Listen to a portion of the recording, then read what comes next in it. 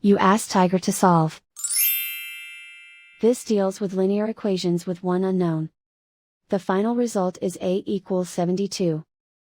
Let's solve it step by step. Group all constants on the right side of the equation. Add 21 to both sides. Group like terms. Simplify the arithmetic.